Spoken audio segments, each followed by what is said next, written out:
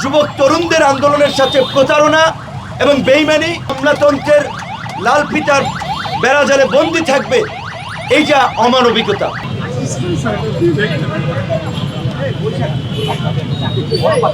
কোটা সংস্কার আন্দোলনের থেকেই যখন শিক্ষার্থীদের সাথে সম্পৃক্ততা, তারা যখন এগুলো নিয়ে কথা বলে, আমরা এটার দাবি জানিয়ে এসেছি। সরকারি চাকরিতে এখন প্রায় 4,73,000 পদ শূন্য।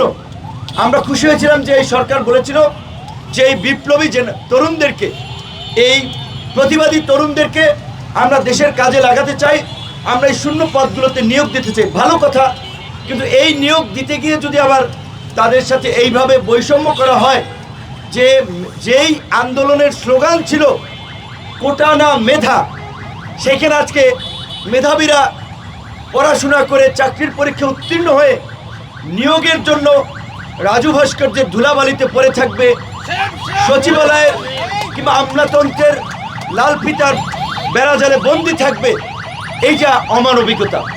এই যে এই গণ আন্দোলন, এই ছাত্র যুবক তরুণদের আন্দোলনের সাথে প্রতারণা এবং বেইমানি, আমরা এই সরকারের কাছ থেকে অন্তত এইটা প্রত্যাশা করি না। আমি আপনাদেরকে বলছি যে আপনারা আজকে এখান থেকে একটা আলটিমেটাম দেন, কারণ আপনারা সরাসরি চাকরি প্রার্থী। সরকারি চাকরিতে ভেরিফিকেশনের নামে যে হয়রানি করা হয়, কিংবা বিভিন্নভাবে তরুণদেরকে, যে তাদের শিক্ষিত তরুণদেরকে তাদের যথাযথ নিয়োগ এবং পদোন্নতির ক্ষেত্রেও বঞ্চিত করা হয়। আপনারা জানেন যে সিজিপিএ ভালো থাকা সত্ত্বেও ডিপার্টমেন্টের টিচার হতে পারে না যদি তার কোনো কানেক্টিভিটি না থাকে, পলিটিক্যাল লিগেসি না থাকে। এই বৈষম্যগুলো নিয়েও কিন্তু আমরা কথা বলেছিলাম। তো আজকে এই 2024 পরবর্তীতে 43তম বিসিএসে যেই কাণ্ডটা হয়েছে, এইটা আমাদের এই আন্দোলনের স্পিরিটের সাথে যায় না, বাংলাদেশের পরিবর্তনের সাথে যায় না। যে কেন এই 208 জনকে বাদ দেওয়া হয়েছে, তার একটা সুনির্দিষ্ট কারণ দর্শানো দরকার ছিল মন্ত্রণালয়ের।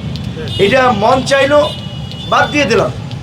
কেউ যদি সুনির্দিষ্টভাবে কোনো ক্রিমিনাল অফেন্সে জড়িত থাকে, ফৌজদারি অপরাধে জড়িত থাকে, কিংবা কোনো দেশ বিরোধী সমাজ বিরোধী কর্মকাণ্ডে জড়িত থাকে, বিশ্ববিদ্যালয়ে ডিপার্টমেন্টের শৃঙ্খলা পরিপন্থী কাজে জড়িত থাকে, সেটা অবশ্যই যদি গোয়েন্দা প্রতিবেদনে উঠে আসে, সেটা সহই প্রকাশ করা উচিত ছিল যে এই শিক্ষার্থীর এই অপরাধের কারণে আমরা সরকারি চাকরিতে নিতে পারছি না।